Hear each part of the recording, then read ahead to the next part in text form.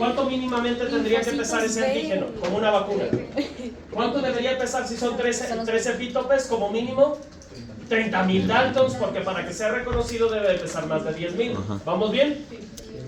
Entonces como es extracelular, debe de ser reconocido por células fagocíticas profesionales extracelulares. ¿Cuáles son? Muy bien, algunas que presentan en MHC2, ¿les suena esto? Complejo mayor de histocompatibilidad nivel 2, ¿sí? Para antígenos extracelulares, ¿cuáles son?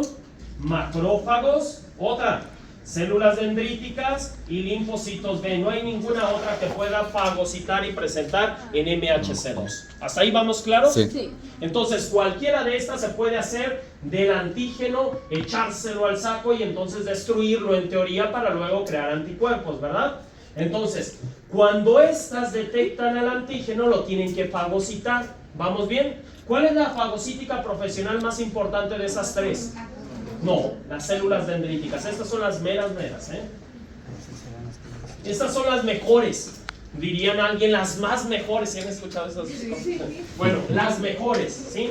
Entonces vamos a pensar que la mejor célula de estas en fagocítica profesional fue la célula dendrítica y esa se fagocitó. Aquí tenemos la célula dendrítica, detectó probablemente por una molécula de superficie llamada receptor tirosinquinasa. ¿Les suena que ya les suena? Sí. Y uno de esos receptores tirosinquinasa famosísimos se llama Toll-like receptor. ¿Les suena eso?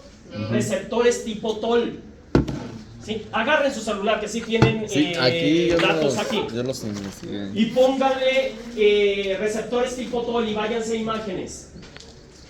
Receptores tipo Toll, piroglicano, etcétera, etcétera. Cada receptor tirosinquinasa de tipo Toll va a detectar algo llamado PAMs, ¿sí? Y esos PAMs son patrones moleculares asociados a patógenos. ¿Qué creen que detectaron aquí? Algo de esos PAMs. Esta célula los detectó y ahora sí lo fagocitó y lo metió a su interior en un fagosoma. ¿Vamos claros hasta ahí? Sí. Ahora sí déjenme su celular porque luego les da ganas de andar de picarones y no me ponen atención acá. Ya tenemos aquí dentro el antígeno fagocitado, ¿sí? Ahora sí que tenemos la célula fagocítica que ya fagocitó al antígeno, valga la redundancia. ¿Qué le tiene que pasar al fagosoma? ¿Qué le debe pasar? ¿Qué? Sí, pero ¿cómo lo va a destruir? ¿Cómo sabe que lo va a destruir? ¿Qué le debe de entrar al fagosoma? No, ya no le entra nada igual. ¿Qué debe de entrar al fagosoma para que se pueda destruir? Una indicación. Sí, pero ¿qué es esa indicación? ¿Le tienen que entrar aniones o cationes? Aniones, exactamente. ¿Y los aniones tienen carga positiva o negativa? Negativa. Díganme ejemplos de aniones que entran al fagosoma. Moléculas con carga negativa. La más importante se llama superóxido dismutasa. ¿Se acuerdan de ella? Peróxido de hidrógeno, cloro. ¿Les suena? Esas son de las moléculas más comunes. Son de las moléculas más comunes con carga negativa. Y cuando está entrando carga negativa al fagosoma, se empieza a acidificar. Y hay un punto clave. Cuando llega a 4.8 de acidez, más o menos, se le va a unir una estructura llamada lisosoma. Y este lisosoma tiene la capacidad de soltar enzimas líticas y partir ahora sí en pedacitos al antígeno. ¿En cuántos pedazos lo íbamos a partir? En 3. En 3. Vamos a partirlo ya. ¿Les parece? Aquí tenemos el primero, aquí tenemos el segundo y aquí tenemos el tercero. Allí está ya partido el antígeno en varios epítopes respectivos. ¿Cómo se partió? Con la indicación. ¿Cuál era la indicación? El grado de acidez. Cuando llegaba a ¿cuánto? 4.8. Es el momento que se le pueda pegar bien. ¿Y qué tiene el lisosoma para partirlo? Enzimas ¿qué? Líticas. Así de sencillo. Se llama lisosoma porque tiene enzimas líticas. Rompe en pedacitos y ya tenemos listo para presentarlo. ¿A quién se le va a presentar aquí? ¿A un linfocito qué? B. No. Y si no es B, es T, ¿verdad? ¿De qué estirpe? ¿CD4 o CD8? CD8. Levanten la mano todos los que opinan que CD8. Levanten la mano todos los que opinan que CD4. Y levanten la mano los que no quieren opinar. No más. Qué vergüenza. A ver. Bueno, pues en realidad es un CD4 porque es un antígeno extracelular. ¿Vamos claros? Los CD8, silencio. Los CD8 es para mandar apoptosis, así de sencillo. ¿Sí? Este es un antígeno extracelular y entonces tiene que llegar un linfocito T, CD, ¿qué dijimos? 4. ¿Para qué eran los CD8, perdón? Para apoptosis. apoptosis y microorganismos intracelulares, ¿sí? Entre otras cosas. A ver, atención aquí. ¿Qué característica tiene que tener este linfocito T? Sí, porque sí. ¿Qué característica tiene que tener este linfocito T? Sí, porque sí. Que sea virgen. Miren que aquí la virginidad sí importa. Porque, a ver, sí, en otras cosas ni al caso, pero, a ver, atención aquí, porque si este linfocito estaba previamente tocado o previamente polarizado, ya no puede ejercer respuesta. ¿Queda claro? ¿De dónde tiene que venir para que sea virgen? De la médula ósea, así de sencillito. ¿Cuál es el hueso que proporciona más células del sistema inmune y células sanguíneas? En la tibia. Tibia. Todo el mundo creeríamos que el hueso más largo que es el fémur, ¿verdad? Pero en realidad, ¿cuál es el que da más células al sistema sanguíneo? Ya sean linfocitos, ya sea leucocitos o eritrocitos. La cadera, ¿sí? Proporciona casi un 13% del total de la sangre, así de sencillo. Para que se den una idea. ¿Vamos claros? ¿Hasta aquí vamos bien? Entonces, ¿de dónde tenía que venir este linfocito T? Directamente, ¿de dónde? De la médula ósea, y el 13%. Pues probablemente un 13% sí podía venir de ahí, ¿no les parece? Pero igual y podía venir un punto, no sé qué, de los huesos más pequeños del organismo, ¿por ahí dónde? En el sistema vestibular, donde tenemos los 3 huesecillos más pequeños. ¿Cómo se llaman? No, el tímpano no es hueso. Es... Ay, espérese. Yunque, estribo y martillo. Miren nomás. ¿Por qué no se espera? Porque se nos da el tiempo y eso no es lo más importante. A ver, ¿vamos claros aquí? Igual y alguna de esas podía venir de ahí. Quién sabe, también tienen médula ósea. Pero un 13%, que es lo más importante, vienen de la cadera. Total, eso no es lo importante. Lo importante es de que llegó ¿quién? Un linfocito T de característica virgen, y este, como es un antígeno extracelular, normalmente se polariza hacia TH. ¿Qué? Es antígeno extracelular, normalmente se polariza hacia una TH. ¿Qué? Ala. ¿Qué significa polarizar? Polarizar es que ejerce una respuesta. TH. ¿Qué? Nada, voy a regresar inmuno. TH2, normalmente esto se polariza en la TH2, Tel-Helper 2, ahí está. Sí, es de ayuda, y entonces es una polarización. Si fuera antígeno intracelular, ¿a qué TH se iría? TH1, ¿sí? ¿Sí queda claro esto? Con toda la derrama de citocinas que esto involucra. ¿Cuáles son las citocinas para TH2? No, sabían que era TH2. ¿Alguien tendría idea cuáles son las citocinas para TH2? Interleucina 4, interleucina 5, factor de necrosis tumoral, etcétera, etcétera. Es una derrama de citocinas que van a traer al sistema inmune para que la respuesta se polarice de alguna manera. ¿Vamos claros? El linfocito TCD4 va a llamar al TH2 y el TH2 va No. ¿Cómo?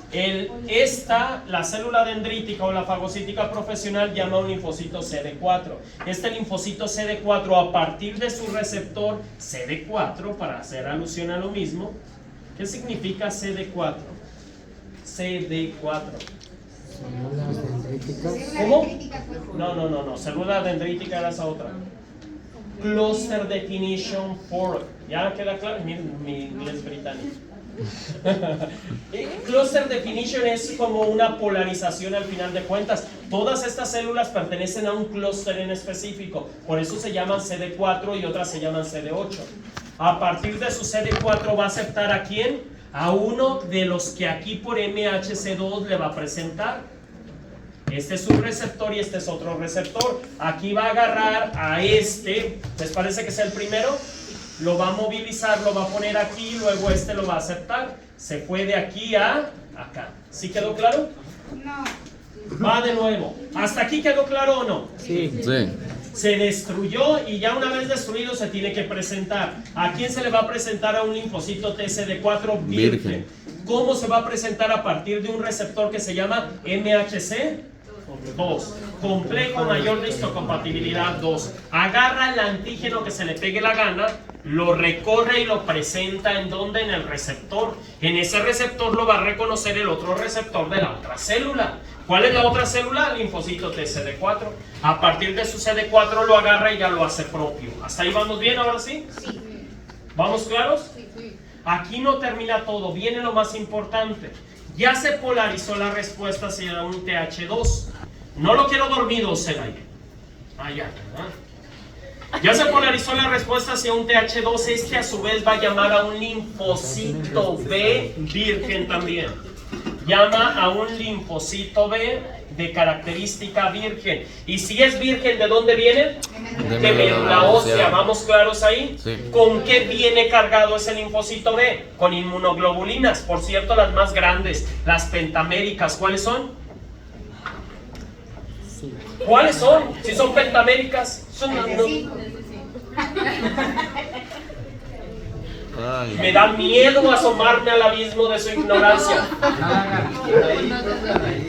Ahí hay que echarle toda la culpa, ¿verdad? A ver, si es pentamérico, de fuerza debe ser IgM, así de sencillo. De fuerza debe ser IgM, es el único que es pentamérico.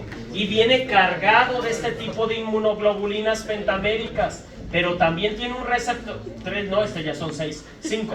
A ver, también tiene un receptor en la superficie que se llama TCB. Y este TCB va a recibir ¿a quién?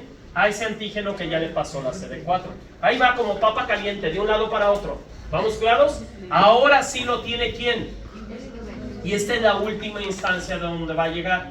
Este linfocito B, ya cuando lo acepta el antígeno, se va a transformar en memoria, porque este venía de médula ósea, ¿sí se acuerdan?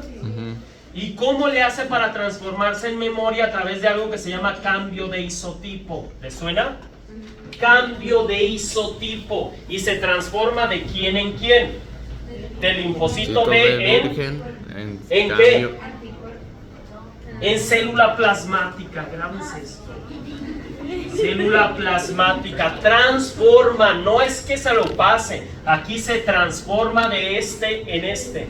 El linfocito B venía de médula ósea, tenía anticuerpos de inmunidad innata. Este, a través de la presentación del antígeno, se va a transformar en célula de memoria, y la célula de memoria llamada célula plasmática produce un solo tipo de inmunoglobulinas llamada, bueno, no un solo tipo, pero en este caso sí, un tipo de inmunoglobulinas llamadas IgG, un montón de IgGs, todas para reconocer el mismo epítope. ¿Vamos claros? ¿Cuánto tarda el cambio de isotipo? ¿Cuánto tiempo tarda? Más o menos un promedio de 22 días. Por eso cuando nos ponen una vacuna, que esto podría venir en una vacuna, te dicen, no, protegido no estás ahorita, espérate como un mes. ¿Sí han escuchado eso? Para que ya tengas anticuerpos. ¿Sí habían escuchado? ¿En qué mundo viven? La verdad, no. Pues si ustedes vacunan un perro, vacunan una vaca, un caballo, lo mismo, en el momento que lo vacunan no está protegido, así de sencillo, porque se debe de crear la inmunidad. Y esa inmunidad, silencio, esa inmunidad, lo más importante es lo llamado cambio de isotipo, que tiene un promedio por ahí entre 15 y 22 días, para que de inmunoglobulinas de tipo M se conviertan en inmunoglobulinas de tipo G en la transición del linfocito B a célula plasmática. Y esa célula plasmática ya es netamente de memoria. ¿Dónde se quedan las células plasmáticas? Médula ósea. ¿En dónde? ¿En dónde sobreviven? No, ¿cuál tiroides? Linfonodos regionales. Linfonodos regionales. ¿Sí? Por ejemplo, silencio. Si a nosotros nos vacunaron del sarampión en su momento, ¿cuántos de aquí se enfermaron de sarampión? No me acuerdo. Uno que otro, la verdad. Pero es probable que a todos nos hayan vacunado de sarampión. A los que no nos dio la enfermedad, ¿creen que podamos tener células plasmáticas con anticuerpos específicos contra el sarampión? Sí. Como no, hace años que nos vacunaron, pero aún así tenemos una que otra sobreviviendo en nuestros linfonodos. Y ahí avienta anticuerpos de vez en cuando a ver si detectan algo. En cuanto detecten algo, inmediatamente le avisan a esta para que entre en expansión clonal. Y cuando entra en expansión clonal ya no hay 10 anticuerpos, hay cientos de miles probablemente, porque cada una se va a activar de forma tremenda para crear un montón de anticuerpos. Por eso las revacunaciones. ¿Les suena eso? ¿Hasta aquí alguna duda? ¿Ya entendieron cómo se crearon los anticuerpos de memoria? ¿Cuál era la inmunoglobulina? Era IgG, ¿verdad? Esta era IgM, vamos a ponerle sus datos. IgM, y la de abajo, IgG. ¿Habrá alguna transitoria entre IgM e IgG? Una que no le conocemos nada. ¿Cuál es a la que casi no conocemos? IgG, esa sí la conocemos. No. Alguien la dijo, pero no levantó la mano y por eso no lo oí bien. IgE, no, esa es de alergias y parásitos. IgA tampoco. ¿Cuáles quedan? IgD. Esta IgD la conocemos muy poquito, pero muy poquito. Lo único que sabemos es que es una inmunoglobulina transitoria entre IgM e IgG. Es por ahí que se está produciendo entre el proceso. ¿Vamos claros? ¿Hasta aquí más o menos quedó claro esto? Sí. Ahora, todo esto pasó con esta proteína. Hagan de cuenta que se fagocitó esta proteína, se transformó y ahora tenemos un montón de anticuerpos contra nosotros mismos. Y ese es el problema, contra nosotros mismos. En idea tendríamos que tener anticuerpos contra cosas extrañas. Ahora, si se monta la respuesta, ¿dónde estaba empezando? Acá. Si se monta la respuesta de activación de la vía clásica del complemento, vamos a acabar a nuestras propias proteínas ligadas a fármacos. ¿Me estoy dando a entender? ¿Sí? Dígame. ¿Me recuerda que era CI? Cambio de isotipo. Eso es bien importante. Es el momento transitorio entre una célula de linfocito B a una célula ¿qué? Plasmática. ¿Bien?